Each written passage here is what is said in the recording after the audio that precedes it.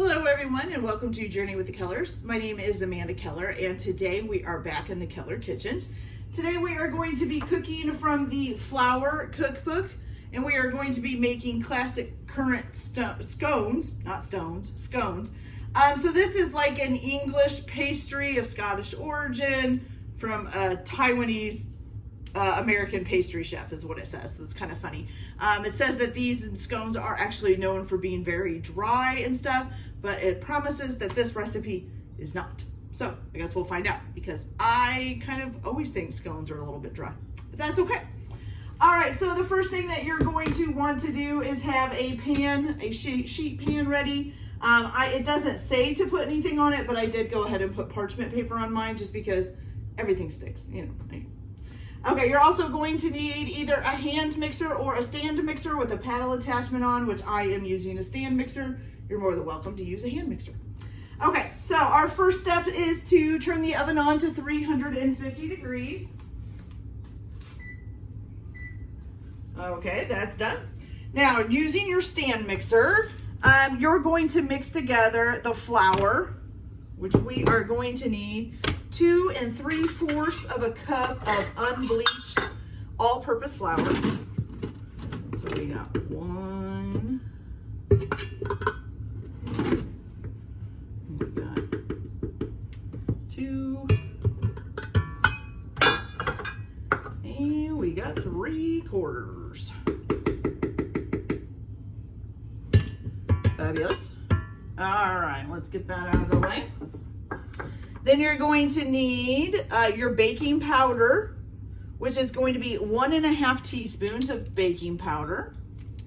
That's a teaspoon, yes. Okay. Oh, that's soda. We don't want baking soda. We want baking powder right now. Here we go. So we've got the 1/2 teaspoon and the 1 teaspoon.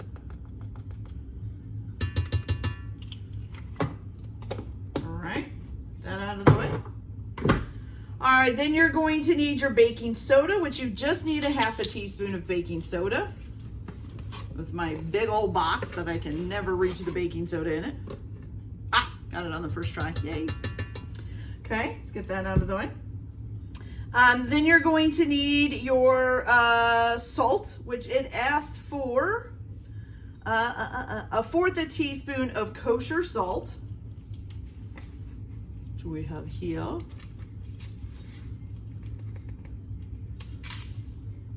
I just spilled that all over.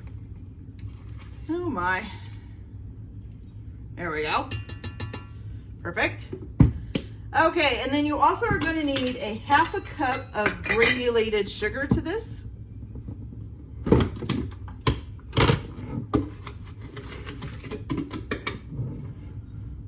Whoop. 1/2 cup. Beautiful. All right, and then the last thing you're going to add for this part, let me get this salt off my book here so I can read it, is going to be your currants. So these are just dried currants. I got these off of Amazon. I'll leave a link, an affiliate link in the description for you guys. So if you want to purchase them there, you can do it through that link. And for these, you're going to need 1/2 cup as well.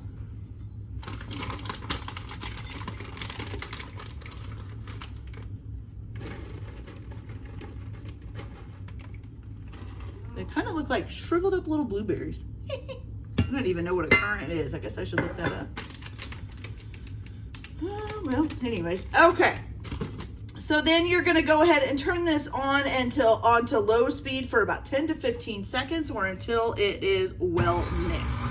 So let's go ahead and do that here. Shouldn't take very long. So while you're doing that, once it gets all mixed up here, you're going to scatter the butter over top and beat on a low speed for 30 seconds. So you're going to need 1/2 cup of cold unsalted butter, and you need to cut it up into about 8 to 10 little slices, okay? So I would say that's looking pretty mixed up there. So now we're going to take our butter and just add it in. Make sure our thing is locked down here. And just scatter it around here.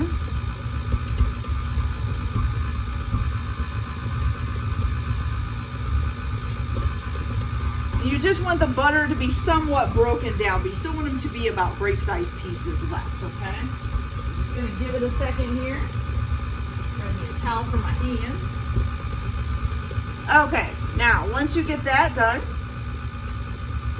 so now you're going to shut off the mixer, which it's looking pretty good. Yep, they're looking a little bit broke down, which is just what you want. We're gonna take off this paddle attachment here. And you're gonna take the bowl off the mixer. You can just set that mixer aside for now. Okay, so now your next part is in a small bowl, which I forgot to get out here. Can't be perfect at everything now, can we? Okay, so just set this to the side. So in a small bowl, you're going to mix together some buttermilk, which you need a 1/2 cup of buttermilk. And it's supposed to be low-fat buttermilk. I don't know that they sell buttermilk any other way, but just in case. So a 1/2 cup of buttermilk. Now you also add to this a 1/2 cup of what they call creme fraiche. Now, creme fraiche you can get. I actually did get it. I got it from Amazon, and I will put an affiliate link for that in as well. The problem is that one, it has to stay in the freezer. It's a little powder packet. It has to stay in the freezer, and I forget about it. And you also have to make it like the day before, and I forgot to do that. So we're gonna substitute it with sour cream, okay? It's not quite the same taste from what they say, but it does work. So that's what we're gonna use, okay? So for this, we're gonna need a 1/2 cup of creme fraiche, or, 1/2 cup of sour cream. Okay.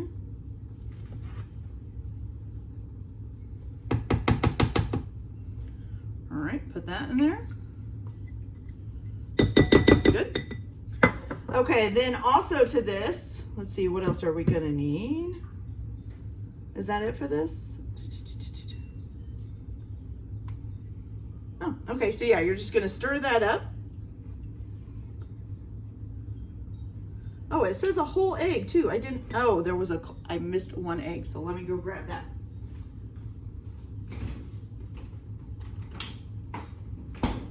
So it said a 1 egg yolk beaten, and I saw that, but I missed just the whole egg. So we're gonna add also a whole egg to this, okay?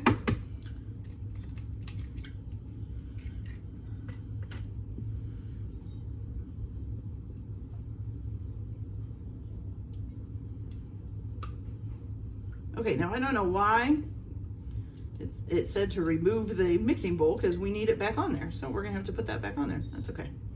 All right, so let's get this mixed up real good. There we go, looking good.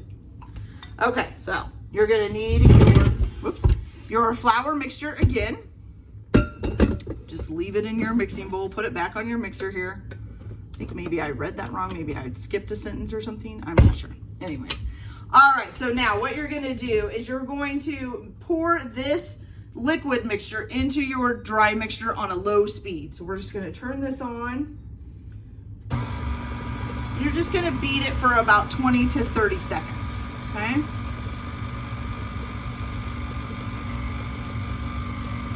Put this all in there.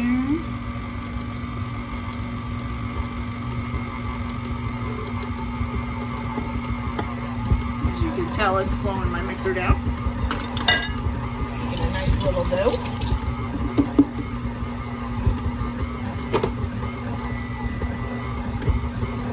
You want to only mix it just until the dough comes together, which we're just about there.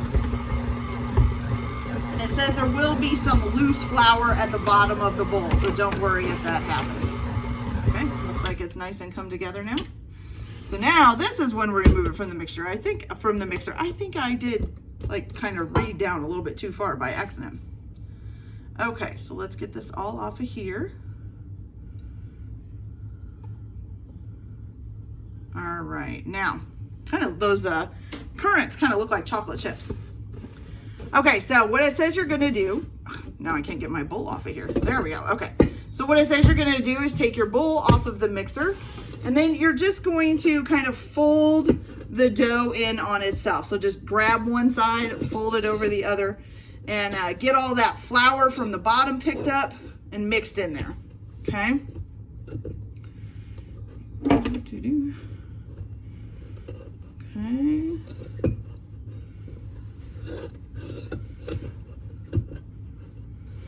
We're getting slowly but surely.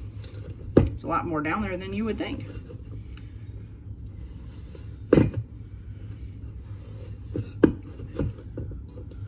Almost there.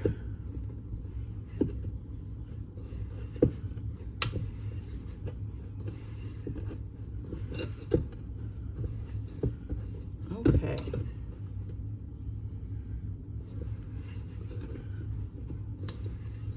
You just want to make sure you get that all mixed in real good.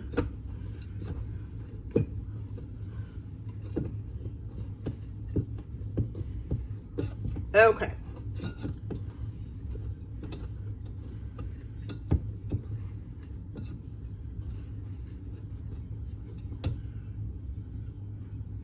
All right, there we go. We got that done. So let's wash our hands here.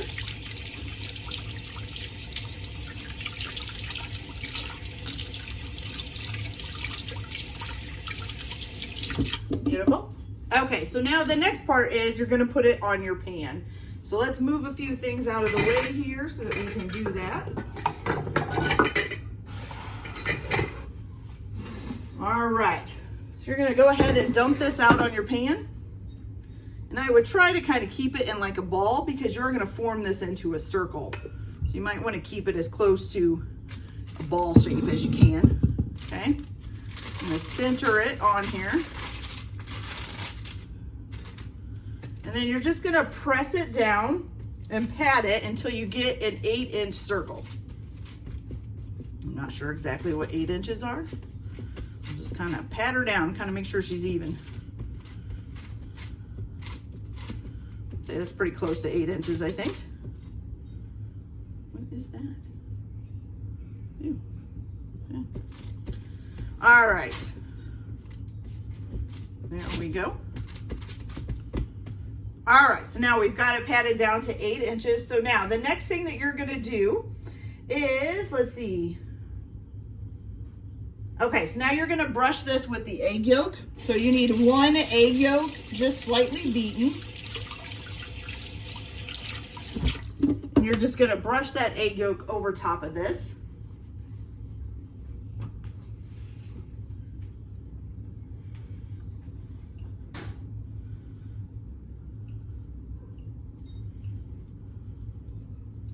It is a pretty sticky dough, just so you all know.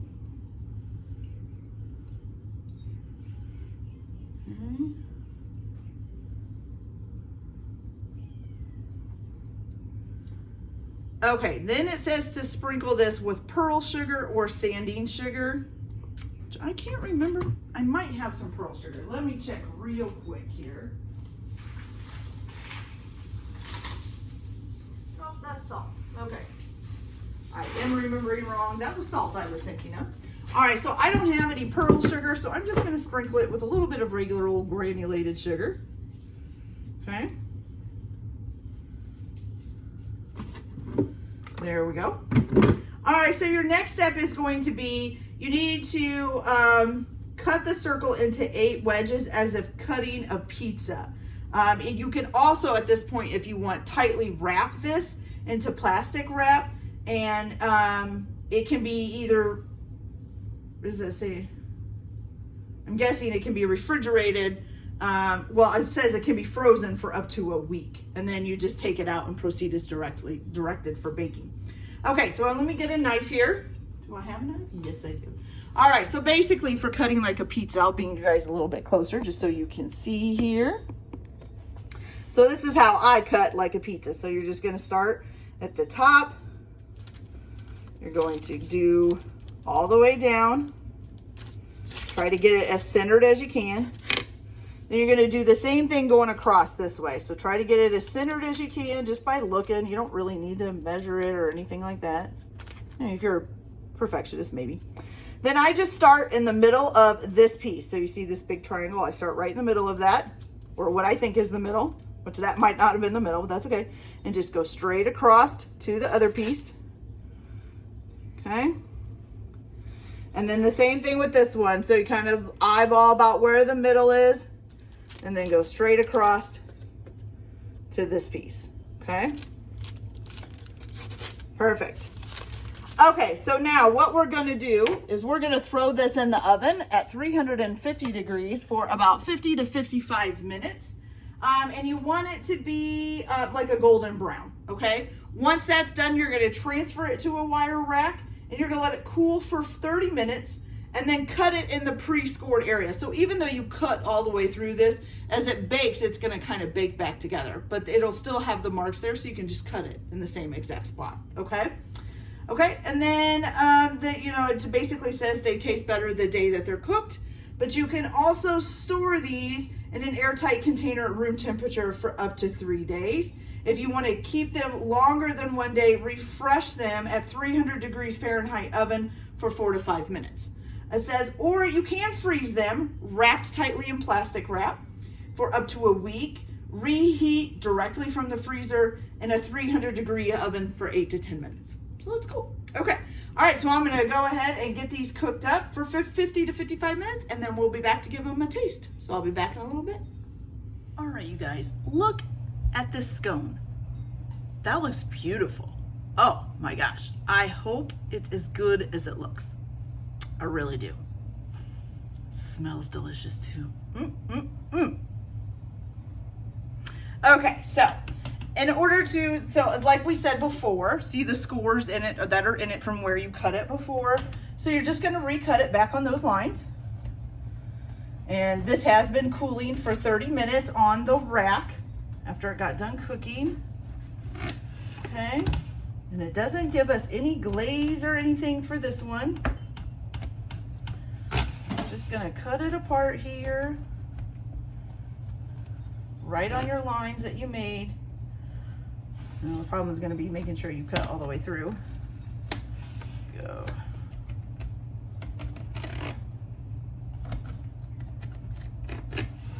Okay, and I am just going to try a small bite of one of these.